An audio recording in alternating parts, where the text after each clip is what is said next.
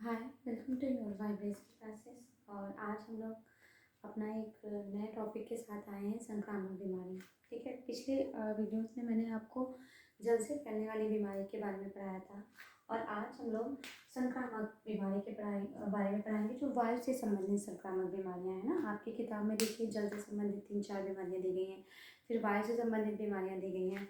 सबसे पहले हम ये देखते हैं, आपके वेरी शॉर्ट में क्वेश्चन पूछते हैं कि संक्रामक क्या होता है, संक्रामक रोग क्या होते हैं। ठीक है, संक्रामक रोग क्या होते हैं। तो देखिए, अगर एक लाइन में आपको बताना हो कि संक्रामक रोग क्या होते हैं, तो एक व्यक्ति से दूसरे व्यक्ति में पहुंचने वाले रोगों को हम क्या कहते हैं, हम संक्रामक रोग कहते हैं।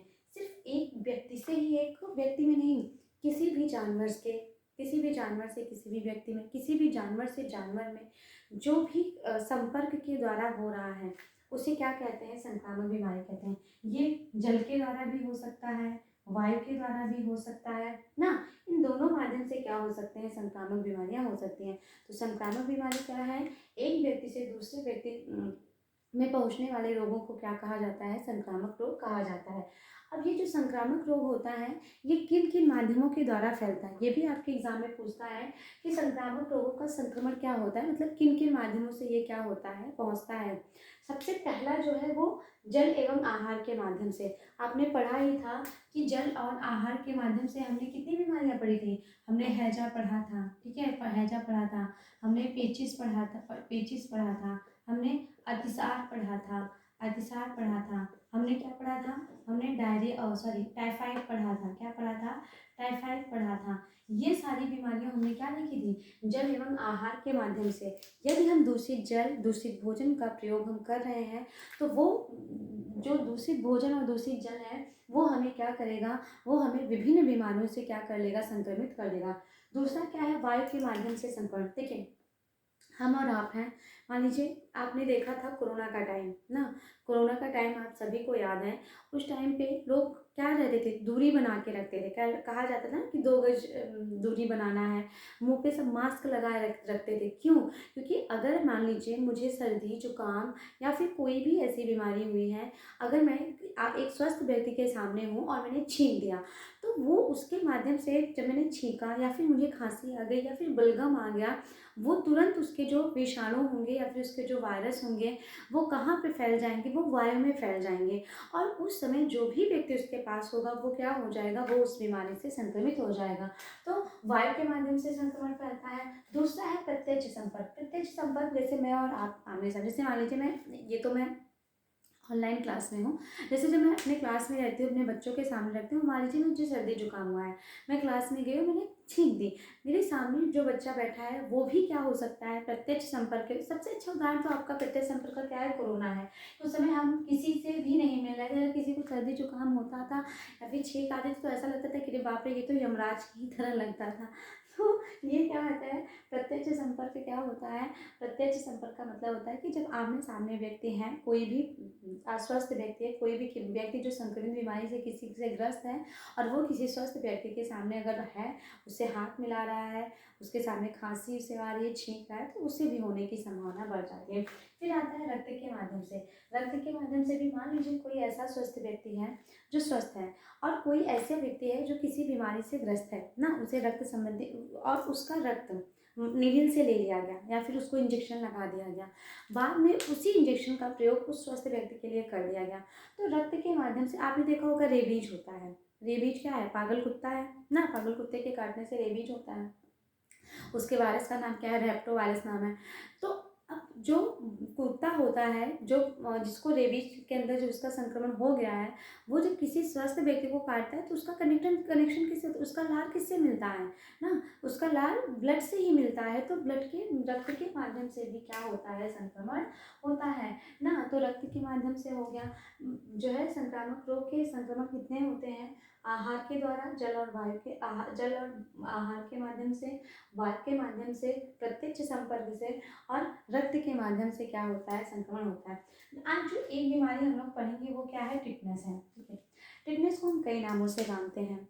टिटनेस हनुस्तंभ कहा जाता है, धनु रोग कहा जाता है, और धनुष टंकार कहा जाता है। इसको हनुस्तंभ कहा जाता है, धनुष टंकार कहा जाता है, धनु रोग कहा जाता है। धनुष टंकार क्यों कहा जाता है, क्योंकि बीमारी में क्या होता है बेटा कि जो शरीर होती है ना, जो भी व्यक्ति टिटनेस नामक बीमारी से ग्रस्त है उसका शरीर धनुष के आकार का हो जाता है। और आप सभी जानते हैं धनुष किस प्रकार से आपका होता है, इस तरीके से आपका धनुष होता है। और जब आपकी शरीर इस तरीके से क्या हो जाएगी, अकड़ जाएगी, तो आपके शरीर की जितनी भी हड्डियां होंगी, जितनी भी वो पसलियां होंगी, वो क्या हो जाएंगे, वो टूट जाएंगे। क्या हो जाएंगे, टूट जाएंगे। इसीलिए ये बहुत ही घातक बीमारी है, बहुत ही घातक बीमारी है। और यदि किसी को हो जाए तो उस व्यक्ति की मृत्यु भी क्या होती है बेटा, निश्चित होती है। मृत्यु भी क्या होती है, निश्चित होती है। तो टिटनेस में क्या होता है, इस रोग में रोगी अकड़ कर पीठ की ओर धनुष के आकार का हो जाता है।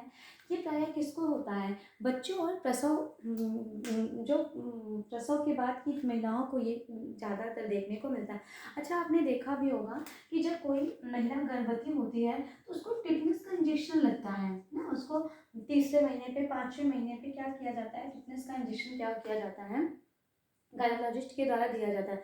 और जब बच्चा पैदा होता है तो उसको डीपीटी का टीका लगता है। मैंने वैक्सीनेशन का वीडियो बनाया हुआ है, चाहे तो आप उसको देख सकते हैं। उसको डीपीटी का टीका लगता है ना, क्या लगता है, डीपीटी का टीका लगता है।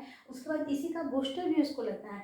तो इस डीपीटी में बेटा तीन क्या होते हैं, आपके तीन बीमारियों से ये आपको बचाता है। डी से आपका क्या होता है, डी से आपका डिफ्थीरिया होता है। क्या होता है, डिफ्थीरिया होता है। पी से क्या होता है, पर्टूसिस होता है। क्या होता है, पर्टूसिस होता है, जिसको हम काली खांसी भी कहते हैं। क्या कहते हैं, काली खांसी भी कहते हैं। और जो टी होता है ये क्या होता है, टिटनस होता है। क्या होता है, टिटनस होता है। तो ये जो आपका डीपीटी होता है जो बच्चों को लगता है, इसमें तीन बीमारियों से हमें बचाता है। एक हमारा डिप्थीरिया हो गया, पर्टूसिस हो गया, टिटनस हो गया। तो टिटनस का इंजेक्शन भी बच्चों को दिया जाता है।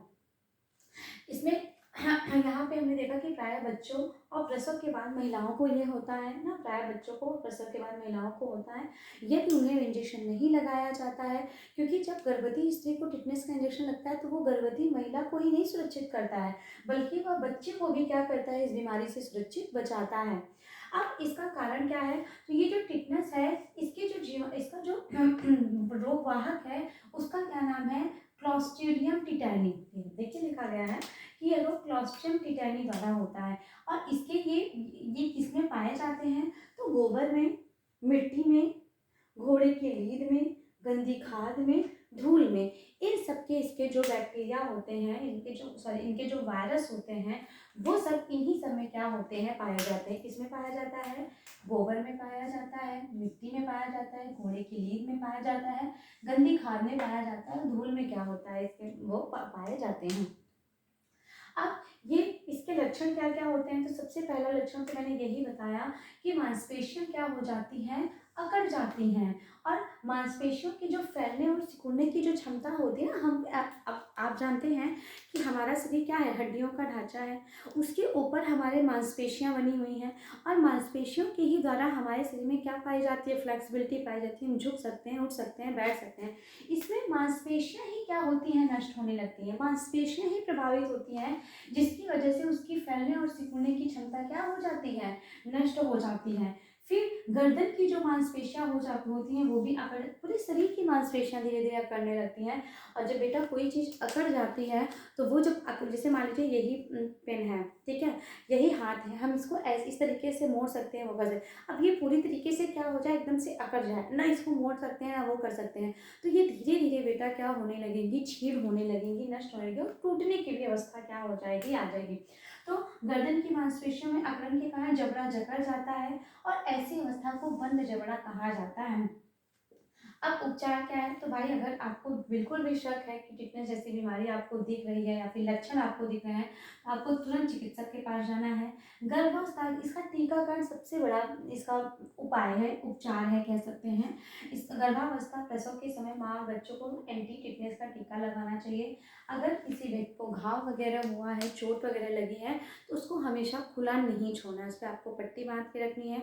या फिर अगर आपने उसको खुला भी छोड़ा है तो वहाँ धूल गंदगी से आपको उसको क्या करना है, दूर रखना है।